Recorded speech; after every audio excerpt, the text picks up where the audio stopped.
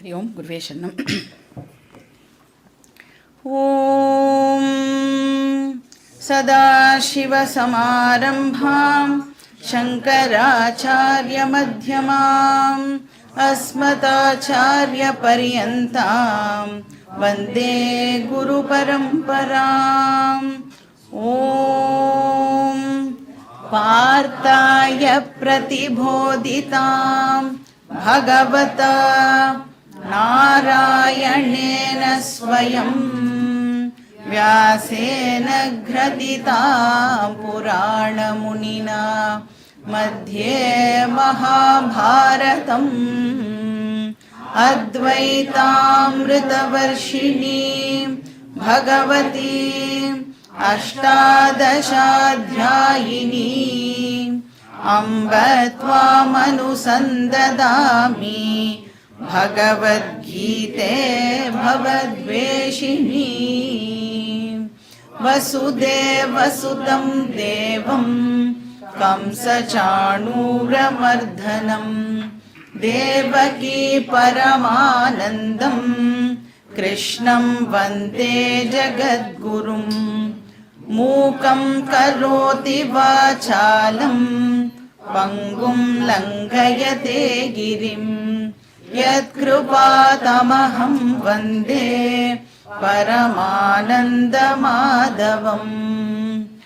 ॐ सहना भवतु सहनौ भुनक्तु सह वीर्यं करवावहै तेजस्विनावधीतमस्तु मा विद्विषावहै। ॐ शान्ति शान्ति शान्तिः। हरिः ॐ श्री गुरुभ्यो नमः। हरिः ॐ। Page number 52-53। श्री भगवानुवाच प्रजहाति यदा कामान् सर्वान् पार्थमनोगतान्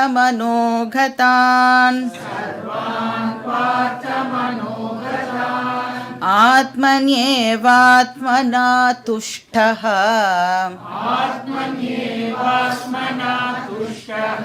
स्थितः प्रज्ञस्तदोच्यते दुःखेष्वनुद्विग्नमनाः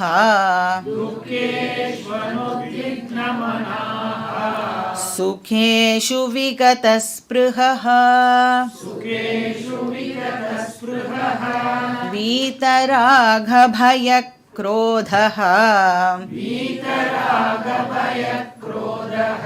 स्थितधीर्मुनिरुच्यते।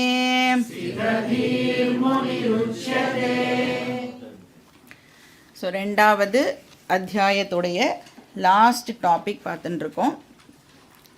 ஸோ கடைசியில் அர்ஜுனனுக்கு ஸ்தித பிரக்ஞன் பற்றி தெரிஞ்சுக்கணும்னு ஒரு ஆசை வருது. யாருக்கு இந்த ஆத்ம ஞானமானது இருக்கோ, ப்ளஸ் யார் இந்த அறிவை அசிமிலேட் பண்ணியிருக்காளோ, அசிமிலேட் பண்ணுறது அப்படின்னா யார் நல்லா உள்வாங்கி இருக்காளோ,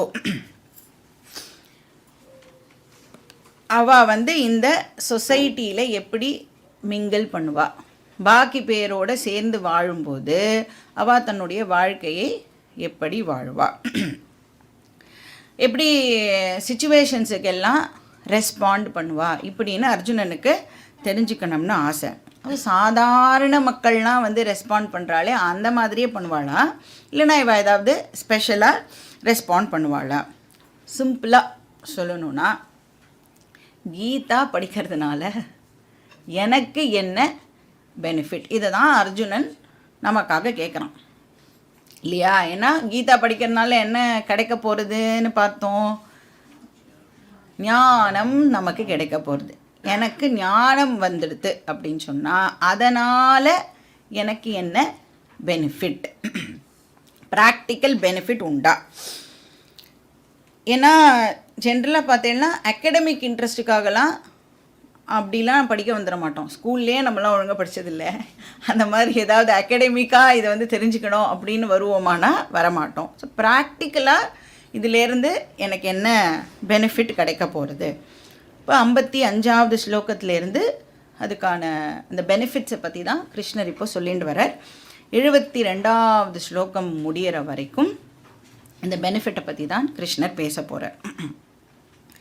அப்போ இந்த ஸ்தித பிரக்ஞன் அப்படின்னு ஒரு பர்சன் ஆகணும் அப்படின்னா அவன் வந்து 2 ஸ்டேஜஸை க்ராஸ் பண்ணணும் அப்படின்னு பார்த்துருக்கோம். ஃபஸ்ட்டு ஸ்டேஜ் என்னது?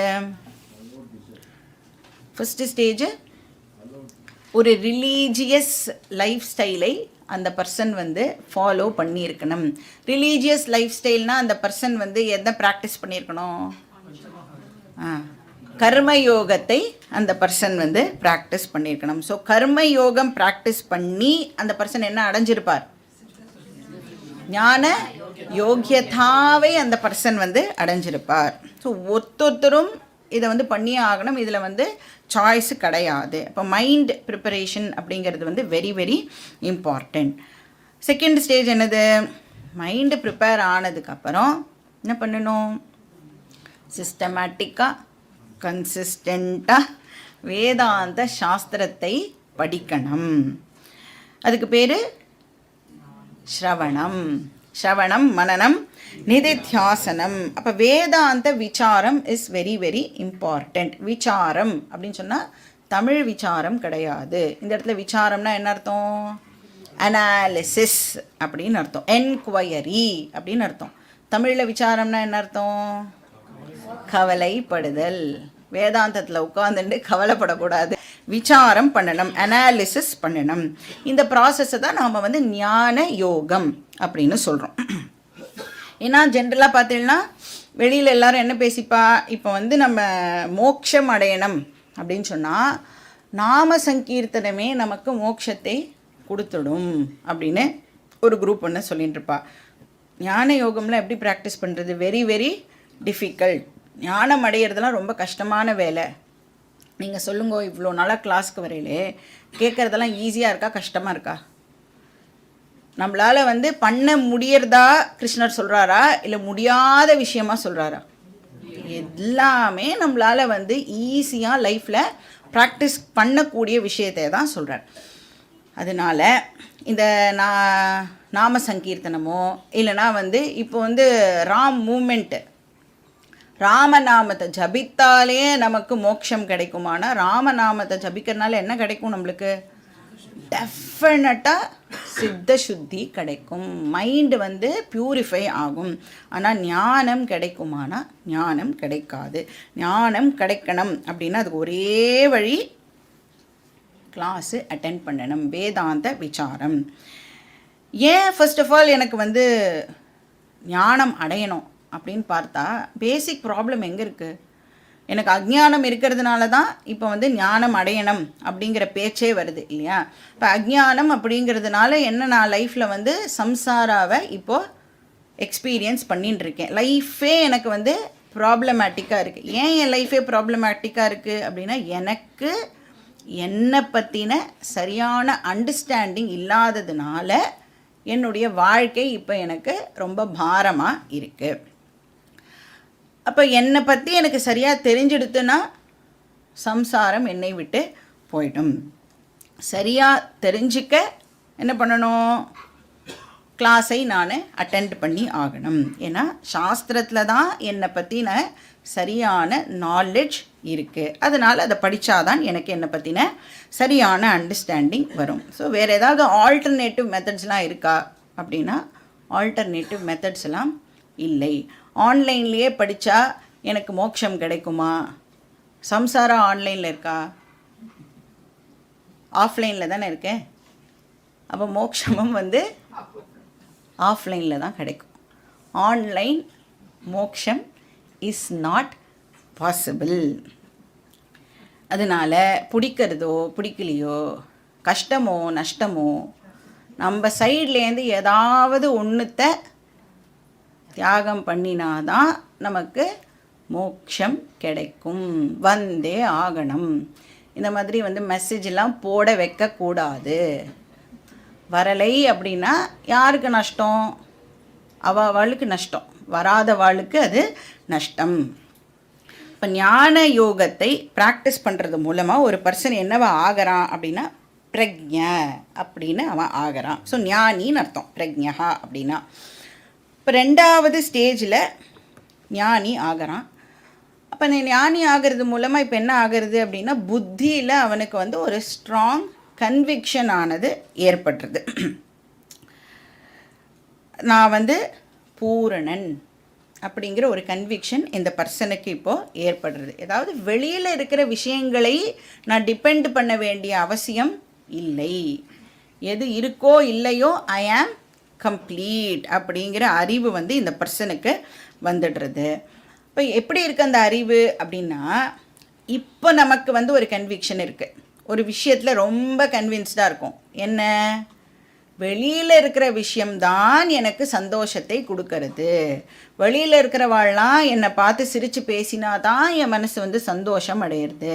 நான் எது பண்ணினாலும் என்னை சுற்றி இருக்கிறவா அப்ரிஷியேட் பண்ணினாதான் எனக்கு சந்தோஷம் ஏற்படும் அப்படின்னு எவ்வளோ ஸ்ட்ராங்காக கன்விக்ஷன் வச்சுட்டு இருக்கோமோ அவ்வளோ ஸ்ட்ராங்காக ஒரு ஞானிக்கு என்ன கன்விக்ஷன் இருக்கும் அப்படின்னா, வெளியில் இருக்கிற எந்த விஷயத்தையும் நான் டிபெண்ட் பண்ண வேண்டிய அவசியம் இல்லை அப்படிங்கிற கன்விக்ஷன் ஞானிக்கு இருக்கும். இந்த கன்விக்ஷன் அப்படிங்கிறது ஏதாவது புதுசாக நமக்குன்னா இல்லை. நம்ம கரெக்டாக ஆப்போசிட்டான ஒரு விஷயத்து மேலே ரொம்ப ஸ்ட்ராங்கான ஒரு கன்விக்ஷனை வச்சுட்டு இருக்கோம். அதை ஞானி வந்து இந்த பக்கமாக எதையும் நான் டிபெண்ட் பண்ண வேண்டிய அவசியம் இல்லை அப்படிங்கிற கன்விக்ஷன் ஞானிக்கு இருக்கும். இப்போ வந்து நம்மளுடைய டே டு டே லிவிங் இருக்குல்ல, நம்மளுடைய பேசிக் சர்வைவலுக்கு டெஃபினட்டாக நாம் வந்து மினிமமாக சில விஷயங்களை டிபெண்ட் பண்ணி தான் ஆகணும். அதையும் ஹாப்பினஸையும் மிக்ஸ் பண்ணக்கூடாது. கரெக்டு தானே?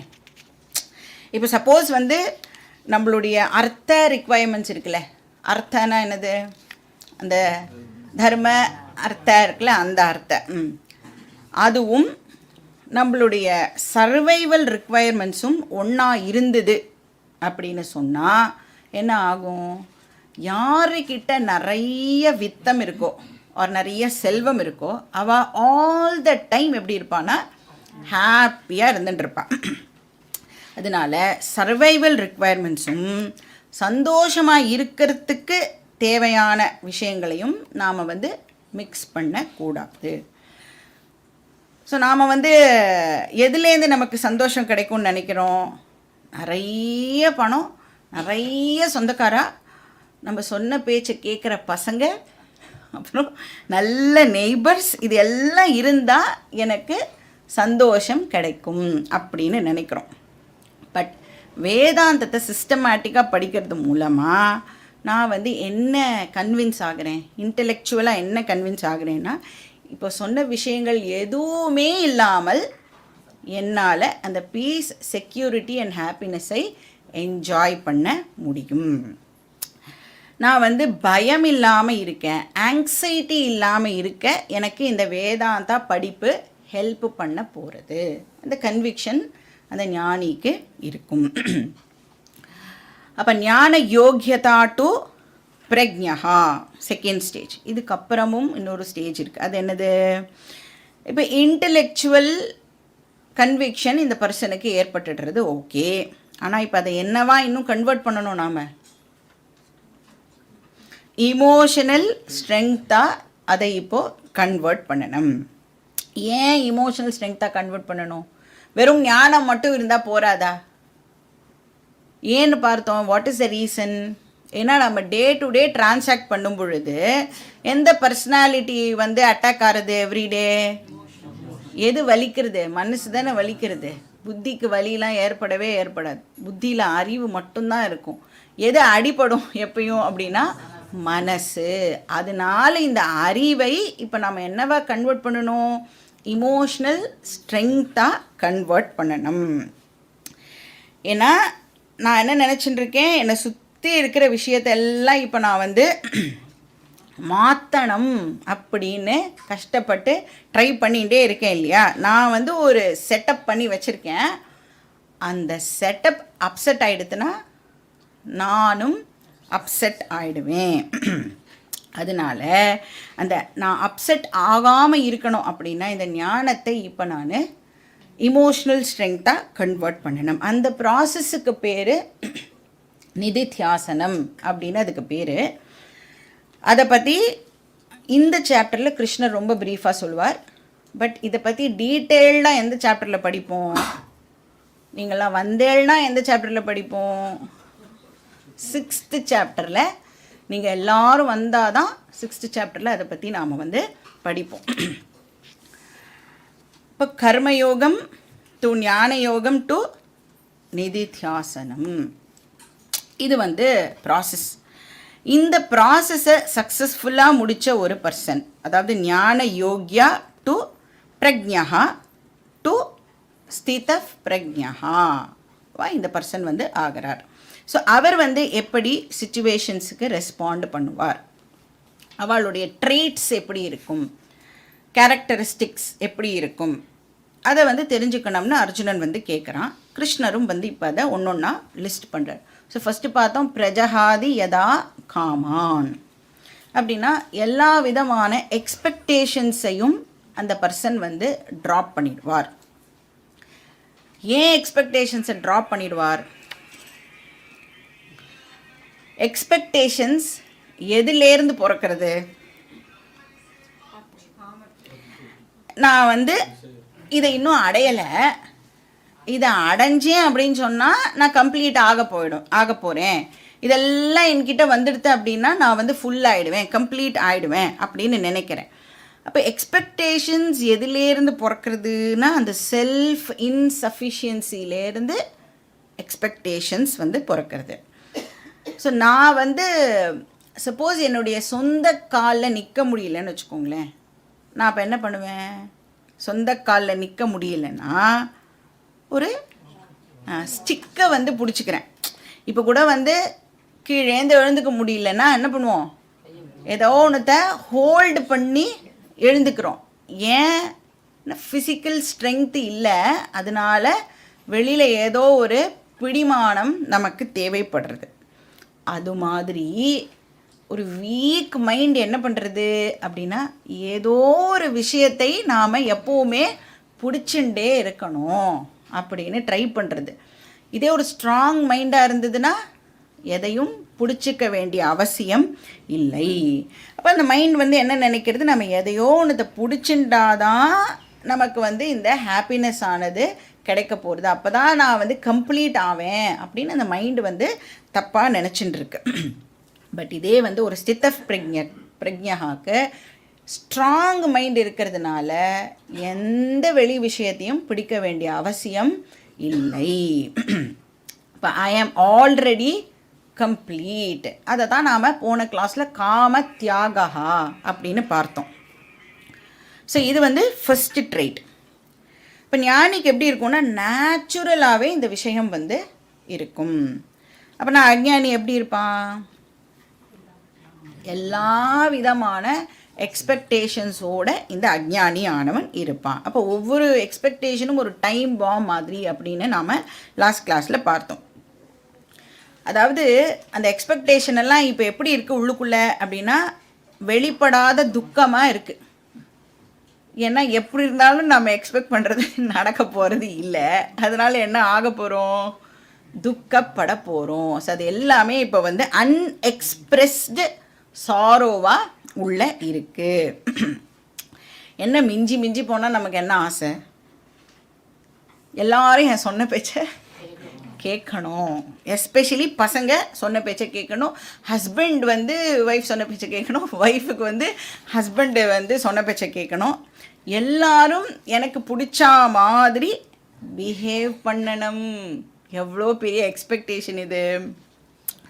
சரி, எல்லாரும் நமக்கு பிடிச்ச மாதிரி பிஹேவ் பண்ணணும், ரைட்டு. நீ எப்படி இருக்க? நான் அப்படியே தான் இருப்பேன், நான் ஏன் மாறணும்? நான் தான் பர்ஃபெக்டாச்சே. எங்கள் வீட்டிலையே யார் பர்ஃபெக்ட்னா நான் மட்டும்தான் பர்ஃபெக்ட்டு, பாக்கி பேர் எல்லோரும் இம்பர்ஃபெக்டாக இருக்கா, அதனால நான் அவளை எல்லாம் வந்து மாற்றுறதுக்கு ட்ரை பண்ணிட்டு இருக்கேன். நம்ம ஒன்று நல்லா ஞாபகம் வச்சுக்கணும், ஒருத்தரும் இதே தான் நினைக்கிறான் நம்ம வீட்டில், நான் தான் பர்ஃபெக்ட் அப்படின்னு. 4 பேர் வீட்டில் இருக்கோன்னு வச்சுக்கோங்களேன், 4 பேருக்கும் என்ன நினைப்புனா தான் மட்டும்தான் உலகத்துலேயே பர்ஃபெக்ட். வீட்டில் கூட இல்லை, இந்த என்டையர் வேர்ல்டுலேயே நான் மட்டும்தான் பர்ஃபெக்ட்டு. பாக்கி பேர் எல்லாரும் வந்து தப்பாக ஏதோ பண்ணிட்டு இருக்கான், அவள் எல்லாரையும் பாரு நான் எப்படி வந்து கரெக்ட் பண்ணுறேன் அப்படின்னு ஒருத்தரும் நினைக்கிறதுனால யாராலையும் மாற்றவே முடியாது. இதை வந்து ஃபஸ்ட்டு நாம் நல்லா புரிஞ்சுக்கணும். அப்போ யாரால் மாற முடியும் அப்படின்னா நம்மளை மாற்றிக்க முடியும். இன்னொருத்தரை நீங்கள் வந்து மாற்றவே முடியாது. அப்படி ட்ரை பண்ணினேன்னா சக்ஸஸ்ஃபுல்லாக தோற்று போவேள். அதனால் வந்து இந்த சித்தப் பிரக்ஞன் வந்து வெளியில் இருக்கிற விஷயத்தையெல்லாம் மாற்றுவானான்னா மாற்றுறதுக்கு ஏதாவது சான்ஸ் இருக்கா?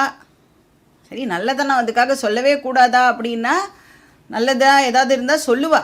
அதுக்காக அவள் அப்படியே நாம் சொன்னதை கேட்டு தான் நடக்கணும் அப்படின்னு ஏதாவது ஒரு எக்ஸ்பெக்டேஷன் இருக்குமானா எக்ஸ்பெக்டேஷன் இருக்காது. அதாவது பைண்டிங் எக்ஸ்பெக்டேஷன்ஸ் வந்து ஞானிக்கு இருக்காது. நான் பைண்டிங் எக்ஸ்பெக்டேஷன்ஸ் டெஃபினட்டாக இருக்கும். இப்போ ஏன்னா எந்த ஒரு வேலை பண்ணாலும் வந்து ஒரு மினிமமாக வந்து ஒரு எக்ஸ்பெக்டேஷன் இல்லாமல் பண்ண மாட்டோம் இல்லையா?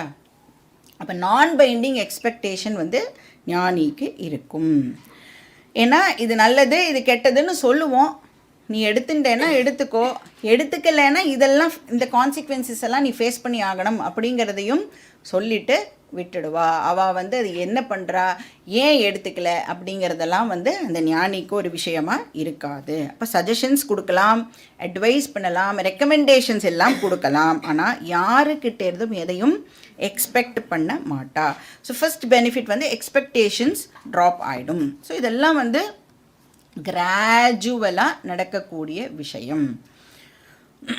ஏன் வந்து எக்ஸ்பெக்டேஷன்ஸ் போயிடும் அப்படின்னா எக்ஸ்பெக்டேஷனுடைய ரூட் காசை நாம் அட்டாக் பண்ணுறதுனால எக்ஸ்பெக்டேஷன்ஸ் வந்து இருக்காது.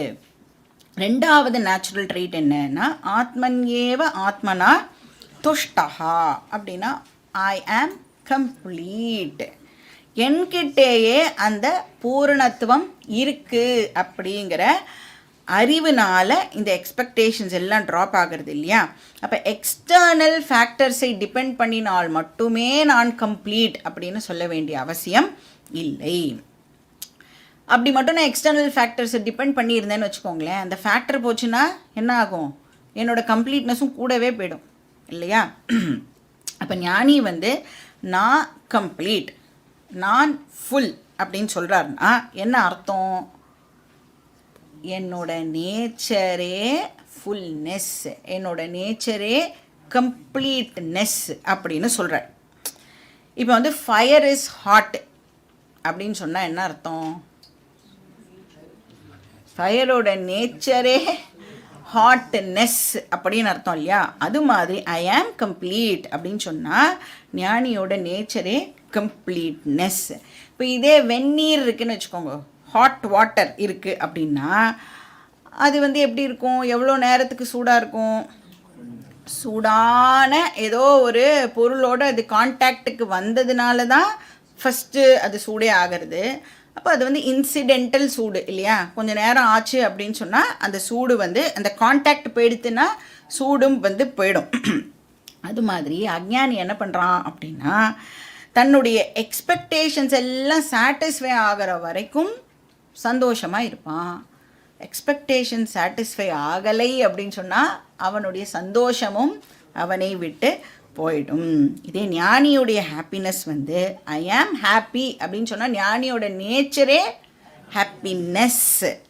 அந்த ஹாப்பினஸ்ஸை வந்து அவர் டிஸ்கவர் பண்ணிட்டார். அந்த ரியல் ஐயுடைய நேச்சரே வந்து ஆனந்த ஸ்வரூபம் அப்படிங்கிறத ஞானி வந்து டிஸ்கவர் பண்ணிட்டார். ஸோ ரெண்டாவது ட்ரேட் வந்து செல்ஃப் சஃபிஷியன்சி, ஆத்ம துஷ்டஹா ஒரு ஆத்ம துஷ்டி. மூணாவது ட்ரேட் வந்து நெக்ஸ்ட் ஸ்லோகாவில் இருக்குது. துக்கேஷ்வனுத் விக்னமனாக சுகேஷு விகத ஸ்பிருகா வீதராக பயக்ரோதா ஸ்திததீர் முனி ருச்சியத்தே. ஸோ மூணாவது லக்ஷணம் வந்து என்ன சொல்லப்பட்டது? சமத்துவம் அப்படின்னு பார்த்தோம், ஈக்வானிமிட்டி அப்படின்னு பார்த்தோம். அப்போ மைண்டு வந்து பொதுவாக எந்த சுச்சுவேஷனாக இருந்தாலும் ஞானியுடைய மைண்ட் எப்படி இருக்கும்னா ஒரு காம் மைண்டு வந்து ஞானிக்கு இருக்கும். அப்படி சப்போஸ் டிஸ்டர்ப் ஆச்சு அப்படின்னு சொன்னால் கூட அந்த டிஸ்டர்பன்சஸ் வந்து ரொம்ப சீக்கிரமாக அந்த ஞானியால் வந்து குயிக்காக அதுலேருந்து ரிக்கவர் ஆகிட முடியும். அப்போ லாஸ்ட் கிளாஸில் வந்து அந்த 3 டெஸ்ட் பற்றி நாம் பார்த்தோம்ல. அந்த இமோஷ்னல் டிஸ்டர்பன்சஸுடைய frequency, intensity and recovery, FIR அப்படின்னு பார்த்தோம். அப்போ டிஸ்டர்பன்சஸோடைய ஃப்ரீக்குவென்சி எவ்வளோ வாட்டி என்னுடைய மைண்ட் ஒரு நாளைக்கு டிஸ்டர்ப் ஆகிறது அப்படிங்கிறது செக் பண்ணணும். ஸோ முதல்ல வந்து கேள்வியே எப்படி இருக்கும்னா நிறைய பேருக்கு ஆப்போசிட்டாக கேள்வி கேட்கணும். எவ்வளோ வாட்டி நம்மளுடைய மைண்ட் காமாக இருக்குது, ஏன்னா அந்த நம்பர் தான் வந்து ஜென்ரலாக கம்மியாக வரும் இல்லை. அப்போ என்ன சில பேருக்குலாம் எப்போ காமாக இருக்கும் மைண்ட்னா வீட்டில் எல்லோரும் தூங்கி போனதுக்கப்புறம் தான் என் மைண்டு வந்து காமாக இருக்குது அப்படின்னு சொல்லுவாள். இல்லைன்னா யாருமே வீட்டில் இல்லாத போது தான் என்னால் வந்து அந்த காம்னஸை ஃபீல் பண்ண முடியாது அப்படின்னு சொல்லுவாள். ஸோ ஃபஸ்ட்டு செக் என்ன பண்ணணும்னா இந்த ஃப்ரீக்குவென்சி வந்து குறையிறதா, மைண்டு டிஸ்டர்ப் ஆகிற ஃப்ரீக்குவென்சி குறையிறதான்னு செக் பண்ணணும். ரெண்டாவது என்னது, இந்த இமோஷ்னல் டிஸ்டர்பன்சஸோட இன்டென்சிட்டி, எவ்வளோ தூரத்துக்கு இந்த டிஸ்டர்பன்ஸ் என்னோடய மைண்டை அஃபெக்ட் பண்ணுறது.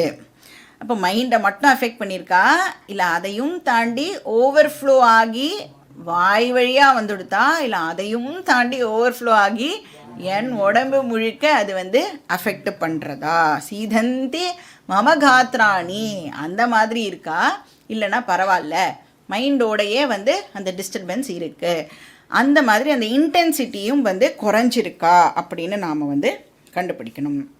ஏன்னா நீங்கள் பார்த்தீங்கன்னா சில பேர் வந்து மைண்டு டிஸ்டர்ப் ஆகிருந்ததுன்னா தனக்கு தானே பேசிகிட்டு இருப்பா, ஏதோ ஒன்று புலம்பிகிட்டே இருப்பா. ஏன்னா இப்போ வேலை பண்ணும்போது புலம்பிகிட்டே வேலை பண்ணுறான்னா என்ன அர்த்தம், மென்டலி டிஸ்டர்ப் ஆகிருக்கா. அதுக்காக அவள் வந்து பைத்தியமாக தான் இருக்கணும்னு அவசியம் இல்லை. இப்போ நம்மளே கூட நிறைய வாட்டி வந்து ஏதோ வேலையெல்லாம் பண்ணும்போது முன்னுத்துண்டே எல்லாம் வேலை பண்ணுறோம்ல, அப்படின்னா என்ன அர்த்தம், என்ன அண்டர்ஸ்டாண்ட் பண்ணிக்கணும், மைண்டு வந்து இப்போது டிஸ்டர்ப் ஆகியிருக்கு. அப்போ என்ன அலர்ட் ஆகணும், இமீடியட்டாக அதை நாம் கரெக்ட் பண்ணிக்கணும். எதுக்கு இந்த மாதிரி ஒரு சின்ன விஷயத்துக்கெலாம் நம்ம வந்து இப்படி ஃபீல் பண்ணுறோம் அப்படின்னு இமீடியட்டாக நாம் நம்மளை அலர்ட் பண்ணிக்கணும்.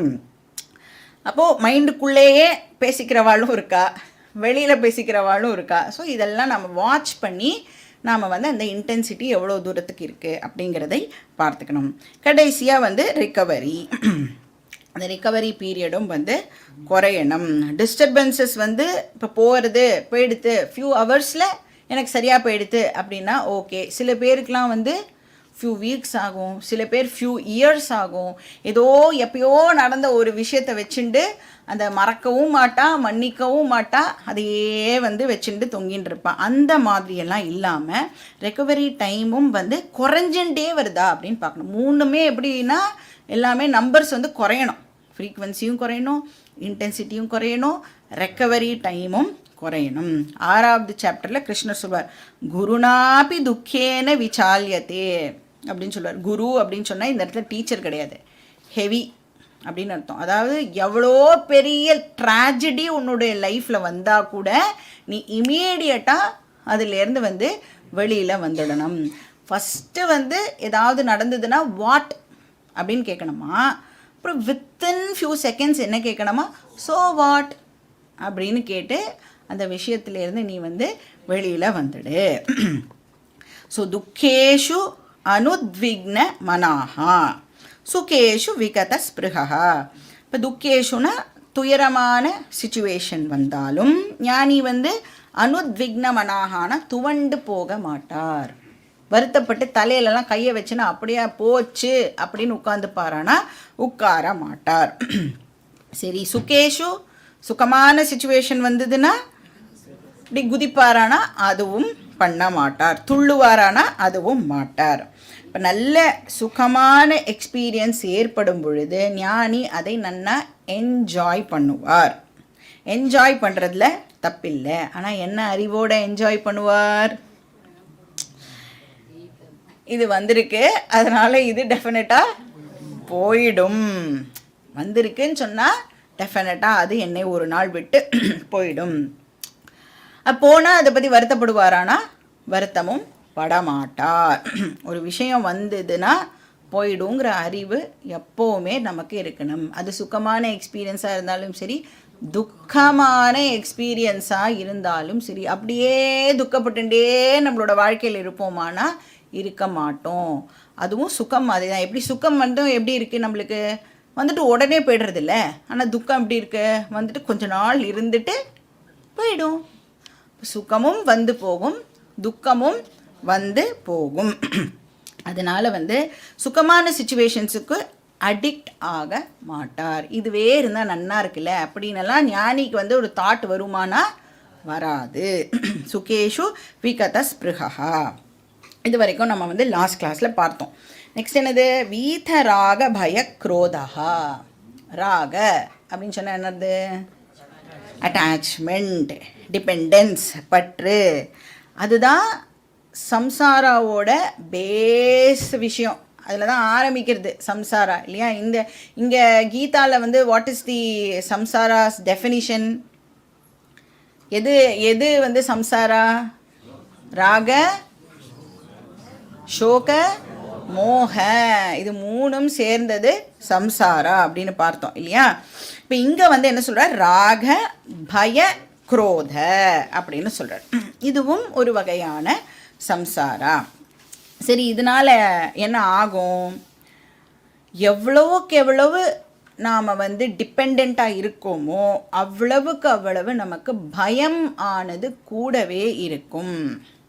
The more I am dependent, the more I feel insecure. ஏன்னா ஏன் அது, வாட் இஸ் த லாஜிக் அப்படின்னு பார்த்தா, நான் எதை டிபெண்ட் பண்ணுறேனோ, நான் டிபெண்ட் பண்ணுற விஷயமே எப்படி இருக்குன்னா இன்செக்யூர்டாக இருக்குது.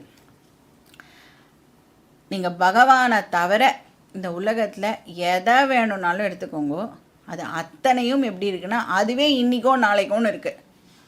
நாம் என்ன நினச்சிட்டு இருக்கோம், அதை பிடிச்சிண்டா நம்ம வாழ்க்கை ஃபுல்லாக செக்யூர்டாக இருப்போம்னு நினச்சிட்டு இருக்கோம். ஆனால் அந்த பிடிச்சிக்கிறோமே அந்த விஷயம், அதுவே வந்து என்னை விட்டுட்டேன் நானே வந்து உன்னை விட்டு போயிடுவேன் போல இருக்கே அப்படின்னு நம்மளை பார்த்து சொல்கிறது. அது தெரியாமல் நாம் அந்த விஷயத்தை பிடிச்சிண்டு அது எனக்கு செக்யூரிட்டியை கொடுக்கணுங்கிற ஒரு எக்ஸ்பெக்டேஷனை வேறு வளர்த்து வச்சுட்டு அது செக்யூரிட்டியை கொடுக்க மாட்டேங்கிறதுன்னு வேறு இன்னொரு விஷயத்தை வேறு இன்செக்யூர் விஷயத்தை சேர்த்துட்டு அது செக்யூரிட்டி கொடுக்கும்னு நினைக்கிறோம். ஆனால் கடைசியில் என்ன பண்ணுறோம், insecure plus insecure plus insecure will always be insecure. ஒரு நாளைக்கும் அது செக்யூர் ஆகவே ஆகாது. இந்த தப்பை தான் நாம் எல்லாரும் பேசிக்காக பண்ணுறோம். அதனால தான் வாழ்க்கையில் நமக்கு ப்ராப்ளம்ஸ் அப்படிங்கிறது சால்வே ஆக மாட்டேங்கிறது.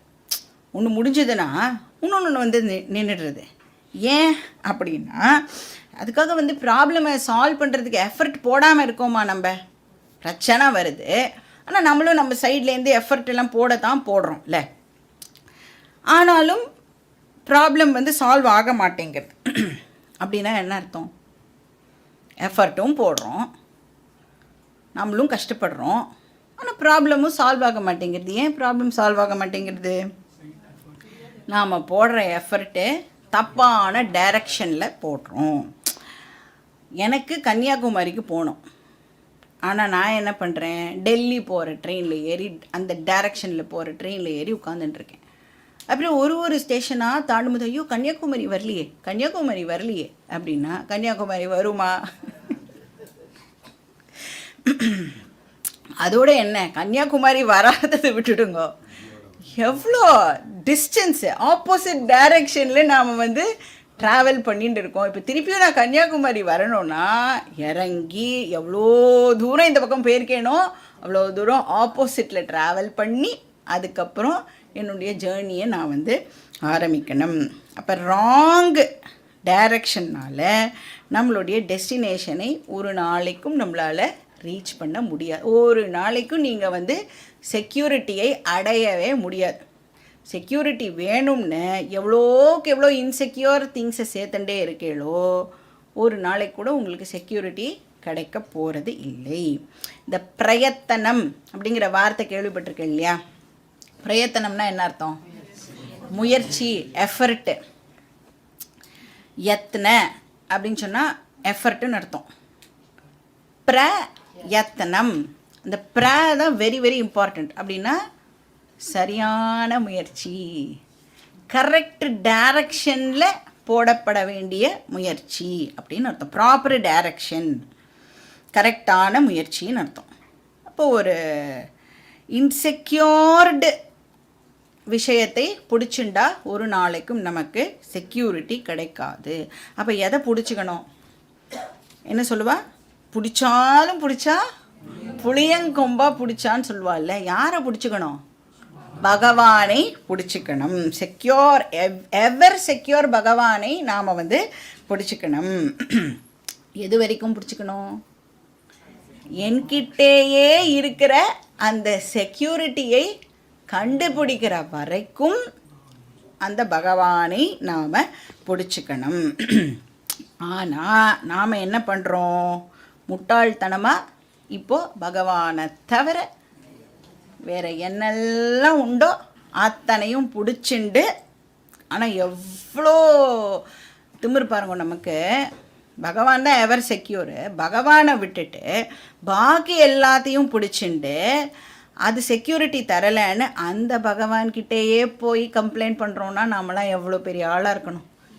எனக்கு மட்டும் கஷ்டத்தை தரியே, எனக்கு மட்டும் இப்படி பண்ணுறியே, நான் உனக்கு எல்லாம் பண்ணுறேனே அப்படின்னு அந்த பகவான்கிட்டேயே சண்டைக்கு போகிறோம். பகவான் சொல்கிறார், என்னை பிடிச்சிக்கோ, நீ வேறு எதெல்லாமோ பிடிச்சிண்டு கிடைக்கல அப்படின்னு சொன்னால் நான் என்ன பண்ண முடியும்? நான் மட்டும்தான் செக்யூர் அப்படின்னு பகவான் நம்மக்கிட்ட அங்கே சொல்கிறார். ஆனால் அதெல்லாம் காதில் வாங்கவே மாட்டேங்கிறோம். அன்இன்டெலிஜென்ட்டாக அட்டாச்மெண்ட் வச்சுட்டுருக்கோம் இல்லையா நிறையா திங்ஸ் மேலே, அதுக்கு பேர் ராகா. அன்இன்டெலிஜென்ட் டிபெண்டன்ஸுக்கு பேர் ராகா. அது நம்மளுடைய இன்செக்யூரிட்டியை தான் இன்க்ரீஸ் பண்ணும். அந்த ராகா இருக்கிறதுனால என்ன கான்சிக்வன்ஸு, என்ன ஏற்பட போகிறது? நமக்கு பயம். சேர்த்து வச்சுட்டு இருக்கோமா செக்யூரிட்டி கொடுக்கும்னு. ஆனால் அது ஒருவேளை செக்யூரிட்டி கொடுக்காமல் போயிடுத்துன்னா என்ன பண்ணுறது அப்படின்னு ஒரு பயம் நமக்கு ஏற்படுறது. அதனால என்ன பண்ண வேண்டியிருக்கு? அந்த செக்யூரிட்டி கொடுக்கும்னு நினச்சிட்டு இருக்கிற விஷயத்துக்கு இப்போது நான் செக்யூரிட்டி கொடுக்க வேண்டியதாக இருக்குது. இப்போ கல்யாணம் பண்ணிட்டா ஐ ஃபீல் செக்யூர் அப்படின்னு நினச்சி கல்யாணம் பண்ணிக்கிறோம். ஆனால் என்ன ஆகிறது? கல்யாணம் ஆன உடனே தான் தெரியுது ஸ்பௌஸோட இன்செக்யூரிட்டியும் சேர்த்து நான் தான் செக்யூர் பண்ணணும் போல இருக்குது அப்படின்னு. அந்த ஒய்ஃப் ஹஸ்பண்டோட இன்செக்யூரிட்டியை நான் தான் செக்யூரிட்டி கொடுக்கணும்னு நினைப்பா. ஒய்ஃப் ஹஸ்பண்டுக்கு இதே மாதிரி ரெண்டு பேரும் மாற்றி மாற்றி நினைப்பா. எத்திர ராகா தத்திர பயஹா. எவ்வளோக்கு எவ்வளோ அட்டாச்மெண்ட் இருக்கோ அவ்வளோக்கு அவ்வளோ பயம் கூடவே இருக்கும். இப்போ இந்த பயங்கிற இமோஷன் கான்ஸ்டண்ட்டாக நம்மளோட மைண்டில் ஓடிண்டே இருக்கும். முன்னாடிலாம் இந்த டிவியில் சினிமாவில் அந்த தந்தி அப்படின்னு ஒன்று வரும் இல்லை, தந்தி வந்ததுன்னா உடனே ஃபஸ்ட்டு வெளிப்படுற எமோஷன் என்ன அப்படின்னா பயம். யாருக்கோ ஏதோ ஆயிடுத்தோம். ஏதோ ஒரு நல்ல விஷயம் கூட தந்தியில் வரத்துக்கான சான்ஸ் இருக்குல்ல. இந்த பயங்கிற இமோஷன் கான்ஸ்டண்ட்டாக நம்மளுடைய மைண்டில் இருக்குது. ஏன்னா சப்கான்ஷியஸ் மைண்டில் நேச்சுரலாக நம்மளுக்கு ராகா இருக்குது, அட்டாச்மெண்ட் இருக்குது. எதுவும் ஆகிடக்கூடாது. அதுவும் என்ன, நமக்கு தெரிஞ்ச ஒரு 4-5 பேருக்கு எதுவும் ஆகிடக்கூடாது. அப்புறம் என்கிட்ட வச்சுட்டு இருக்கிற ஒரு 10 விஷயத்துக்கும் எதுவும் ஆகிடக்கூடாது அப்படிங்கிற அட்டாச்மெண்ட் நமக்கே தெரியாமல் நம்மளுடைய ஆழ் மனசில் இருக்கிறதுனால அதனுடைய வெளிப்பாடாக ஆல் த டைம் நம்ம மனசில் பயமும் இருந்துகிட்டே இருக்குது. அப்புறம் என்ன ஆகும்? பயம் இருக்கிறதுனால நெக்ஸ்ட்டு குரோதகா, கோபம். எவ்வளோக்கு எவ்வளோ ராகம் இருக்கோ அவ்வளோக்கு அவ்வளோ கோபமும் இருக்கும். இப்போ சப்போஸ் எனக்கு எதையோ என்கிட்டையே வச்சுக்கணும்னு ஆசைன்னு வச்சுக்கோங்க. ஆனால் அதுக்கு வேறு ஏதோ ஒன்று ஆப்ஸ்டக்கிளாக இருக்குது அப்படின்னா என்ன ஆகும்? எனக்கு எது ஆப்ஸ்டக்கிளாக இருக்கோ அது மேலே எனக்கு கோபம் ஏற்படும். இப்போ டிவி பார்க்கணுன்னு ஆசைப்படுறோன்னு வச்சுக்கோங்க. மேக்ஸிமம் வீட்டில் என்ன சண்டை வரும்? ரிமோட் சண்டை வரும்ல. நான் போய் உட்காரறதுக்குள்ளே யாராவது வந்து அந்த ரிமோட்டை எடுத்து உட்காந்துட்டா அப்படின்னா என்ன வரும் நம்மளுக்கு? இப்போ சப்போஸ் நம்மளோட பெரியவா ரொம்ப ரெஸ்பெக்ட் பண்ண வேண்டியவா அந்த ரிமோட்டை எடுத்துட்டா அப்படின்னா பயமாக இருக்கும், அவகிட்ட போய் கேட்கலாமா வேண்டாமான்னு. இதே நம்மளோட சின்னவா அப்படின்னா கோபம் வந்து என்ன பண்ணுவோம், ரிமோட்டை கூட பிடுங்கிறதுக்கு கூட நம்ம வந்து யோசிக்க மாட்டோம். ஸோ ராகா இருந்ததுன்னா பயமும் குரோதமும் நேச்சுரலாக இருக்கும். இது மூணுமே வந்து ஒரு டீம் எப்போவுமே ஒன்றா இருக்கும். ஆனால் ஞானிக்கு ராகாவே கிடையாது, அட்டாச்மெண்ட்டே இல்லை. ஏன்னா ஆத்மன்யேவ ஆத்மனா துஷ்டகா அகம் பூர்ணகா அப்படிங்கிற அறிவு ஞானிக்கு இருக்குது. அதனால வேறு எந்த வெளி விஷயங்கள் மேலேயும் டிபெண்டன்ஸ் கிடையாது. ஸோ ராகா நாஸ்தி, தேர்ஃபோர் பயம் நாஸ்தி, தேர்ஃபோர் குரோதா நாஸ்தி. அபயம் பிரதிஷ்டாம் விந்ததே. அப்போ மோக்ஷம் அப்படின்னு சொன்னால் எங்கேயோ வேற லோகத்துக்கு போகிறது இல்லை, ஆர் வெறும் சந்நியாசிகளுக்கு மட்டும் கிடைக்கக்கூடிய விஷயம் இல்லை. கிருஷ்ணர் சொல்கிறார் மோக்ஷம் அப்படின்னு சொன்னால் அபயம் அப்படின்னு ஒரு டெஃபினேஷனை நமக்கு இங்கே கொடுக்குறார். அப்போது அபயம்னா என்ன? பயம் இல்லாமல் இருக்கிறது. பயம் இல்லாமல் எப்போ என்னால் இருக்க முடியும்? அட்டாச்மெண்ட் இல்லாமல் இருந்தால்தான் என்னால் பயம் இல்லாமல் இருக்க முடியும். அட்டாச்மெண்ட் இல்லாமல் இருக்கணும்னா என்ன பண்ணணும்? ஞானம் வந்துடுத்துனா நேச்சுரலாக வந்து அட்டாச்மெண்ட் போயிடும். அப்போ செல்ஃப் இக்னோரன்ஸ் இருக்கிற வரைக்கும் பயத்தை நம்மளால் அவாய்டு பண்ணவே முடியாது. செல்ஃப் நாலேஜ் தான் பயத்திலேருந்து வெளியில் வரத்துக்கு ஒரே வழி. ஸோ வீத ராக பய குரோதா. வீத அப்படின்னு சொன்னால் ஃப்ரீ ஃப்ரம், அது இல்லாமல். இப்போ ஞானி இஸ் ஃப்ரீ ஃப்ரம் ராக பயம் குரோதம், attachment, fear and anger. So இது வந்து கீதா படிக்கிறதுனால நமக்கு பலனாக கிடைக்க போகிறது. கீதா படிச்சில்னா எனக்கு என்ன கிடைக்கும் அப்படின்னா, நானும் வீத ராக பய குரோதகாவாக இருப்பேன். அது இல்லாமல் என்னாலையும் இருக்க முடியும். ஆங்ஸைட்டி, கவலை இதெல்லாம் இல்லாமல் நம்மளால் இருக்க முடியும்.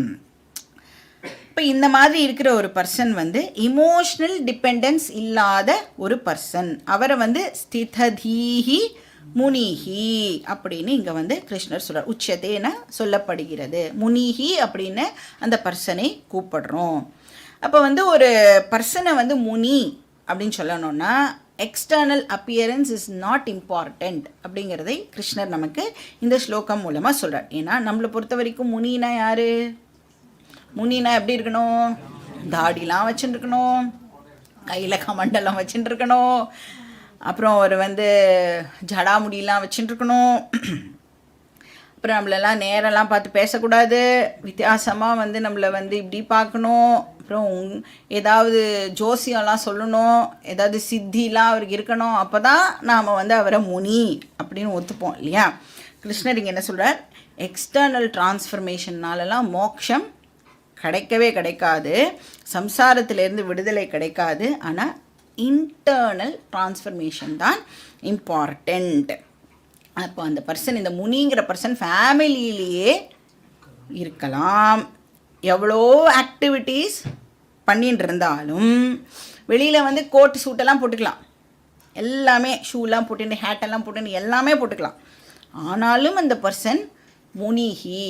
எப்படி? மனநாதிதி முனிஹி. யார் ஒருத்தருக்கு சரியான நாலேஜ் இருக்கோ அந்த பர்சனை முனிஹி அப்படின்னு சொல்கிறோம். எப்படி அந்த பர்சன் முனி ஆனார்? ஸ்திததீஹி. தீ அப்படின்னு சொன்னால் அறிவுன்னு அர்த்தம். அறிவுனால அந்த அறிவை என்ன பண்ணிட்டார் இந்த பர்சன்? இமோஷ்னல் ஸ்ட்ரெங்க்த்தாக இப்போது கன்வெர்ட் பண்ணிட்டார். ஸ்திததீஹி அப்படிங்கிறது ஸ்தித பிரக்ஞா பார்த்தோம்ல, அதோட சினனிம். ரெண்டையும் நாம் வந்து மாற்றி மாற்றி யூஸ் பண்ணிக்கலாம். இப்போ இந்த பர்சனுக்கு கிளியர் அறிவும் இருக்குது, கிளாரிட்டி இருக்குது அந்த நாலேஜில், ப்ளஸ் அந்த அறிவை இமோஷ்னல் ஸ்ட்ரெங்க்த்தாகவும் இந்த பர்சன் வந்து கன்வெர்ட் பண்ணிட்டார். அதனால அந்த பர்சனுக்கு பீஸ் ஆஃப் மைண்ட் இருக்குது அப்படின்னு சொல்கிறார். நெக்ஸ்ட் ஸ்லோகம் பார்க்கலாம். ஸ்லோகா நம்பர் 57. यः सर्वत्रानभिस्नेहः तत्तत्प्राप्य शुभाशुभम् नाभिनन्दति न द्वेष्टि तस्य प्रज्ञा प्रतिष्ठिता. So again, stitha prajna lakshanani continue ஆகிறது. இப்போ ஸ்தித்த ஒன்று வந்து அட்டாச்மெண்ட்டுன்னு ஒரு அர்த்தம் இருக்குது, இன்னொரு அட்டாச்மெண்ட் வந்து ஒட்டிக்கிற வஸ்துன்னு அர்த்தம். அந்த கம்னு சொல்லுவோம்ல, வேற என்ன பேர் அதுக்கு இருக்குது, க்ளூ. க்ளூ. அந்த மாதிரி அவன் உடம்பு முழுக்க அது வந்து இருக்கான். பிசு பிசுன்னு அவன் வந்து எங்கே போனாலும் எதை பார்த்தாலும் அவனுக்கு என்ன நேச்சுரலாக இதை வந்து இதோட நாம் ஈசிக்கணும் அப்படின்னு ஒரு விஷயம் அவனுக்கு எப்பயும் இருந்துகிட்டே இருக்கும். இப்போ கிளாஸ்க்கே வரோன்னு வச்சுக்கோங்களேன், கிளாஸ்க்கு வந்தால் ஒரு பர்டிகுலர் ஸ்பாட்டோடு நாம் ஈசிக்கிறோமா இல்லையா, இந்த இடத்துல தான் நான் உட்காருவேன், இங்கே உட்காரலைன்னா எனக்கு கிளாஸு புரியவே புரியாது. ஸோ ஸ்னேகா அப்படின்னு சொன்னால் அந்த மாதிரி அந்த அட்டாச்மெண்ட் பண்ணிக்கிற விஷயம் அஜ்ஞானிக்கு நேச்சுரலாக இருக்குது.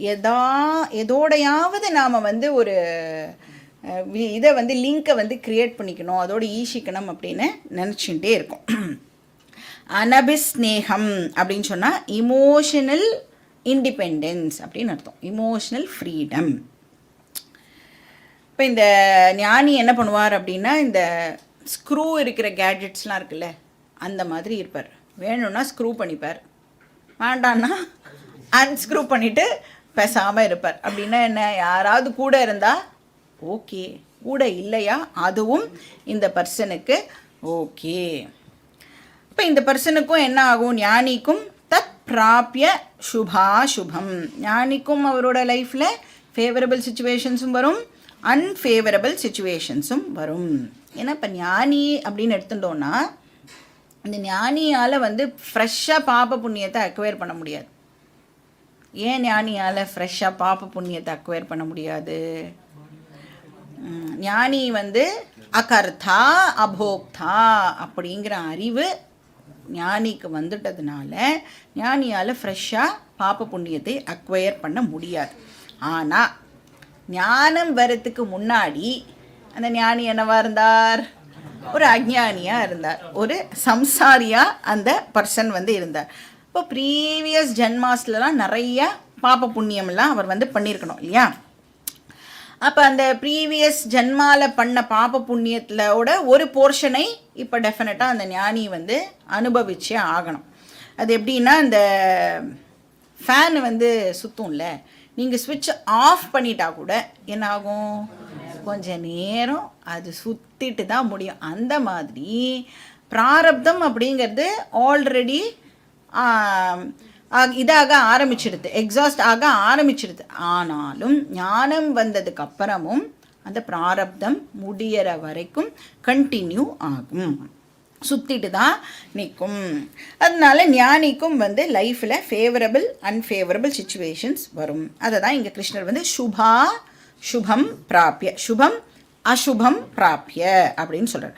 சுபம்னா ஃபேவரபிள் சுச்சுவேஷன், அசுபம்னா அன்ஃபேவரபிள் சுச்சுவேஷன். ஏன்னா சில பேர் வந்து ஞானியை வந்து புகழ்ந்து பேசுவா, நீங்கள் இப்படி நீங்கள் அப்படின்னு சொல்லுவா. சில பேர் வந்து என்ன சொல்லுவா, வெட்டி வேதாந்தம் பேசிகிட்டு இருக்கா, யாருக்குமே உதவாத ப்ராக்டிக்கல் பெனிஃபிட்டே கொடுக்காத ஒரு வரட்டு வேதாந்தத்தை பேசி எல்லாரோட டைமையும் வேஸ்ட் பண்ணிட்டு இருக்கா அப்படின்னு சில பேர் வந்து அந்த ஞானியை வந்து கிரிட்டிசைஸ் பண்ணலாம். இதெல்லாம் வந்து ஞானியை வந்து அஃபெக்ட் பண்ணுமா அப்படின்னா அஃபெக்ட் பண்ணவே பண்ணாது. ஏன்னா இந்த சுச்சுவேஷன்ஸ் எல்லாம் மாறி மாறி வரத்தான் வரும். புண்ணியம் எக்ஸாஸ்ட் ஆகணும்னா நல்ல நல்ல விஷயங்களே கேட்பா. பாபம் வந்து அந்த ஞானிக்கு எக்ஸாஸ்ட் ஆகணும் அப்படின்னா அன்ஃபேவரபிள் சுச்சுவேஷன்ஸ் வந்து ஏற்படும். ஸோ இப்படி இந்த மாதிரி மாற்றி மாற்றி வரும் பொழுது ஞானி எப்படி ரெஸ்பாண்ட் பண்ணுவார், ந அபிநந்ததி ந துவேஷ்டி. ஃபேவரபிள் சுச்சுவேஷன் வந்துடுத்துனா துள்றதும் இல்லை, அன்ஃபேவரபிள் சுச்சுவேஷன் வந்துடுத்துனா துவள்றதும் இல்லை. அதை தான் சமத்துவம் அப்படின்னு சொல்கிறோம். ந அபிநந்ததி ந துவேஷ்டி. இப்போ எந்த சுச்சுவேஷன் வந்தாலும் ஞானி தன்னுடைய இமோஷ்னல் பேலன்ஸை மிஸ் பண்ண மாட்டார். அவர்கிட்ட யார் எப்படி நடந்துட்டாலும் ஞானி வந்து அப்படின்னா ரியாக்டே பண்ண மாட்டாரா? ஞானி ரியாக்ட் பண்ணுவாரா மாட்டாரா? ஞானி சிச்சுவேஷன்ஸுக்கு ரியாக்ட் பண்ணுவாரா மாட்டாரா? ரியாக்ட் பண்ண மாட்டார். ரியாக்ட் பண்ண மாட்டார்னா அப்போ யார் என்ன சொன்னாலும் வா அடி இந்த கன்னத்தில் அடிச்சியா, அப்போ இந்த கன்னத்தையும் காட்டட்டுமா அப்படின்னு 2 கன்னத்தையும் காட்டிட்டு உட்காந்துட்டு இருப்பாரா ஞானி? கோபமும் பட மாட்டாரா? அப்போ ஞானி வந்து ரியாக்ட் பண்ண மாட்டார், ஆனால் ரெஸ்பாண்ட் பண்ணுவார். Very very important. நம்ம ஜென்ரலாக என்ன பண்ணுவோம்? ஒன்று ரியாக்டு, இல்லைன்னா நோ ஆக்டு. என்ன வேணால் யார் வேணால் சொல்லிட்டு போங்க, நான் இப்படி தான் இருப்பேன் அப்படின்னும் இருக்கக்கூடாது. சட்டுன்னு ரியாக்டும் வந்து பண்ணக்கூடாது. ஏன்னா எந்த ஒரு சிச்சுவேஷனுக்கும் நம்மளால் வந்து 3 விதமான ரெஸ்பான்ஸை கொடுக்க முடியும். எனி சிச்சுவேஷன் ஃபஸ்ட்டு என்ன பண்ணுவோன்னா இம்பல்சிவாக இமீடியட்டாக பண்ணுறதுக்கு பேர் தான் ரியாக்ஷன். ஏன்னா ஒரு ஆக்ஷன் நடந்திருக்கு, என்ன பண்ண ட்ரை பண்ணுவோம்? ரியாக்ட் பண்ணுறதுக்கு ட்ரை பண்ணுவோம். டைமே கொடுக்காம கொஞ்சம் கூட யோசிக்காமல் ஒரு ரியாக்ஷனை கொடுத்துருவோம். பிளான்லாம் பண்ணாமல் புத்தியை யூஸே பண்ணாமல் மனசை வச்சு அந்த ரியாக்ஷன் அப்படிங்கிறது நடந்துடும். ஸோ இமீடியட்டாக பண்ணுறது, இம்பல்சிவாக ஆக்ட் பண்ணிவிடுவோம். ரெண்டாவது அந்த சிச்சுவேஷனுக்கு அப்படியே நம்மளை சரண்டர் பண்ணிக்கிறது. யார் என்ன சொன்னாலும் எந்த விதமான எதிர்ப்பும் தெரிவிக்காமல் அப்படியே அக்செப்ட் பண்ணிக்கிறது இருக்குல்ல, அதுவும் தப்பு. இன் ஆக்ஷன் இது ஒரு பாசிபிலிட்டி. ஆனால் ஸோ இம்பல்சிவ் ஆக்ஷனுங்கிறது ஒரு பாசிபிலிட்டி, இன்ஆக்ஷன் அப்படிங்கிறது ஒரு பாசிபிலிட்டி. இது ரெண்டுமே வந்து 2 எக்ஸ்ட்ரீம். 2 எக்ஸ்ட்ரீமுமே எப்பயுமே வந்து ப்ராப்ளம் இல்லை. அப்போ என்ன தான் பண்ணணும் அப்படின்னா, ஏன்னா இந்த 2 எக்ஸ்ட்ரீமும் என்ன பண்ணிவிடுவோன்னா நம்மளுடைய மென்டல் ஹெல்த்து ஃபிசிக்கல் ஹெல்த்து ரெண்டுத்துக்கும் ஆபத்தான விஷயம். இம்பல்சிவாக ரியாக்ட் பண்ணாலும் பிரச்சனை, இன்ஆக்ஷன் அந்த இன்ஆக்டிவாக இருந்தாலும் அது வந்து நமக்கு பிரச்சனையை கொடுக்க போகிறது. அப்போ என்ன பண்ணணும்? இமீடியட்டாக ரியாக்ட் பண்ணுறதை அவாய்டு பண்ணணும். எதுவுமே பண்ணாமல் இருக்கிறதையும் நாம் அவாய்டு பண்ணணும். அப்போ என்ன பண்ணணும்? கொஞ்சம் டைம் கொடுத்து அந்த சிச்சுவேஷனை ஏதாவது பண்ண முடியுமா அப்படின்னு பார்க்கணும். சிச்சுவேஷனை அனலைஸ் பண்ணி ரெமெடி இருக்கா இல்லையா அப்படிங்கிறத செக் பண்ணணும். சாய்ஸ்ஃபுல் சிச்சுவேஷனா இல்லை சாய்ஸ்லெஸ் சிச்சுவேஷனா? சாய்ஸ்லெஸ்ன்னு சொன்னால் என்ன பண்ணணும்? மைண்டை நல்லா ஸ்ட்ராங் ஆக்கிண்டு அதை அக்செப்ட் பண்ணிக்கணும். ஏன்னா சாய்ஸ்லெஸ்ன்னு சொல்லிட்டாலே மாற்றவே முடியாது, அதை நாம் அண்டர்கோ பண்ணி தான் ஆகணும். ஸோ இன்டெலிஜெண்ட்டாக இருந்துட்டு அது என்ன சிச்சுவேஷன் மாற்ற முடியுமா மாற்ற முடியாதா அப்படின்னு அதுக்காக அடுத்த வருஷம் வரைக்கும்லாம் டைம் எடுத்துக்கக்கூடாது. அதையும் குயிக்காக வந்து நம்மளுடைய புத்திக்கு அதை வந்து டிசைட் பண்ணுறதுக்கு தெரியணும். அப்போ சாய்ஸ்ஃபுல் சிச்சுவேஷனாக இருந்ததுன்னா அதுக்கு என்ன பண்ணணுமோ ஆக்ட் பண்ணணும். அதுக்கு பேர் தான் ரெஸ்பான்ஸ் அப்படின்னு பேர். அப்படி அதை ஆக்ட் பண்ணணும்.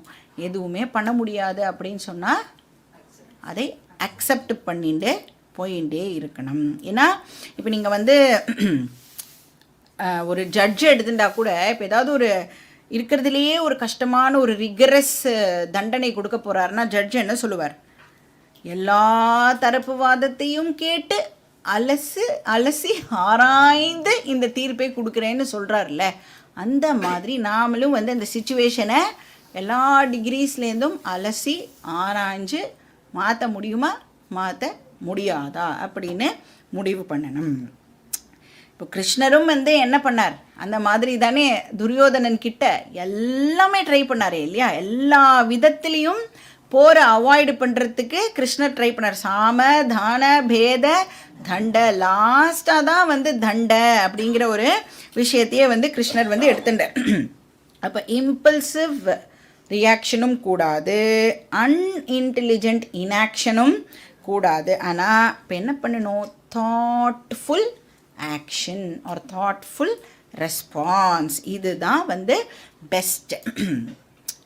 அப்போ அந்த தாட்ஃபுல் ஆக்ஷன்லேயும் என்ன பண்ணணும், சுச்சுவேஷன் சாய்ஸ்லெஸ் அப்படின்னு தெரிஞ்சுடுத்துனா அதை வந்து இன்டெலிஜெண்ட்டாக அக்செப்ட் பண்ணிக்கணும்.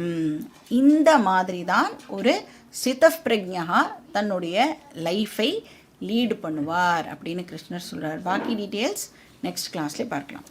ஓம் பூர்ணமதః பூர்ணமிதம் பூர்ணாத் பூர்ணமுதச்யதே பூர்ணஸ்ய பூர்ணமாதாய பூர்ணமேவாவசிஷ்யதே. ஓம் சாந்தி சாந்தி சாந்தி. ஹரிஹி ஓம் ஸ்ரீ குருப்யோ நமः. ஹரிஹி ஓம்.